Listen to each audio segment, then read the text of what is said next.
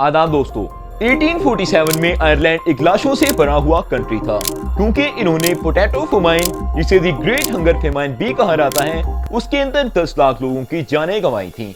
लेकिन फिर भी आज के टाइम में जब पर कैपिटा जीडीपी की लिस्ट को चेक किया जाए तो आयरलैंड दुनिया में तीसरे नंबर पर है। एक ऐसा कंट्री जो कि बिल्कुल जीरो पर खड़ा था, उसने किस तरह से बेस्ट लिविंग स्टैंडर्ड और जीरो क्रिमिनल रेट को एक्वायर किया, इसकी बात डिटेल में हम आज की इस वीडियो के अंदर करने वाले हैं। अगर आपने अभी तक हेल्थस्क्योर एरा को सब्सक्राइब नहीं किया तो please make sure subscribe. 19th century के स्टार्ट में आयरलैंड की आबादी तेजी के साथ बढ़ रही थी और पूरे का पूरा आयरलैंड ब्रिटेन के अंडर था।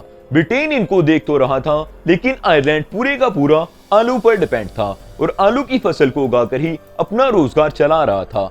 इनके घरों में आलू को उगाया जाता था और एक गाय को रखा जाता था, जिसकी वजह से ये अपना खाना पीना भी चलाते थे और अपना रोजगार भी। लेकिन 1845 में जब इनकी आबादी 8 मिलियन को जा पहुंची तो इनके लिए पहले ही तंगी काफी बढ़ रही थी और उसी वक्त के अंदर पोटैटो फेमाइन आ पहुंची। पोटैटो फेमाइन की वजह से 1845 में 40% तक एक ही साल के अंदर आलू की फसल डाउन हो गई, जिसकी वजह से मुल्क के अंदर हालात काफी खराब होने लगे।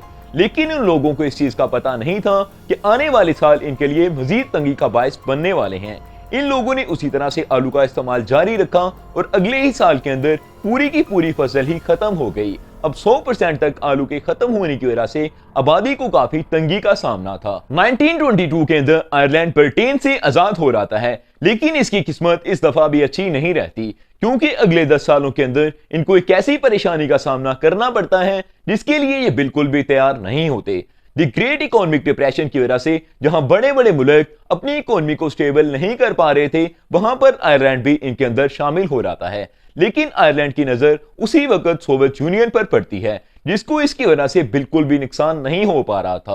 और जब इसकी रीजन को चेकआउट करता है तो उसको पता चलता है कि इनको नुकसान इस वजह से नहीं हो रहा क्योंकि इनका इंटरनेशनल बैंकिंग के साथ कोई ताल्लुक नहीं है। इसकी वजह से इसी प्लानिंग को अब आयरलैंड भी एक्वायर करने की कोशिश करता है। वो तमाम प्राइवेट कंपनीज को नेशनलाइज कर देता है और इंपोर्ट्स को पूरी तरह से बैन कर देता है। लेकिन इनका भी नतीजा उनको उल्टा भुगतना पड़ता है, क्योंकि उनको इस चीज का इल्म नहीं होता कि मुल्क के अंदर ज़खायर बहुत कम हैं और अपने नेचुरल रिसोर्सेज कम होने की वजह से वो रॉ मटेरियल भी पैदा नहीं कर सकते, जिसकी वजह से इंडस्ट्रीज और डाउन होने लगती हैं। इन हालात को देखते हुए और लोग भी यहाँ से माइग्रेट करने का फैसला करते हैं। इस दफा 5 लाख लोग यूएस के अंदर ट्रैवल कर जाते हैं और माइग्रेशन करके उधर रहने लगते हैं।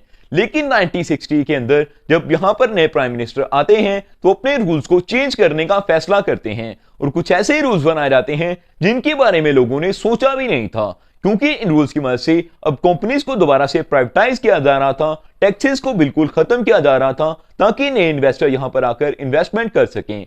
प्राइवेट कंपनी से पैसे पकड़कर एयरपोर्ट बनाए जा रहे थे, जिसकी वजह से आयरलैंड अब तरक्की कर रहा था। लेकिन 1970s के अंदर अब एक और परेशानी का सामना करना पड़ता है, जब इसराइल और अरब कंट्रीज के दरमियान एक जंग देखने को मिलती है, जिसकी वजह से ऑयल का कट ऑफ हो जाता है। लेकिन आयरलैंड ऐसी सूरत हाल के अंदर भी अपना यहाँ पर दबदबा कायम रखता है और इन्वेस्टर्स को ये शो कराता है कि वो पूरी तरह से इस चीज को लेकर श्योर हैं कि उनको किसी भी हालात में कोई भी नुकसान नहीं होने वाला।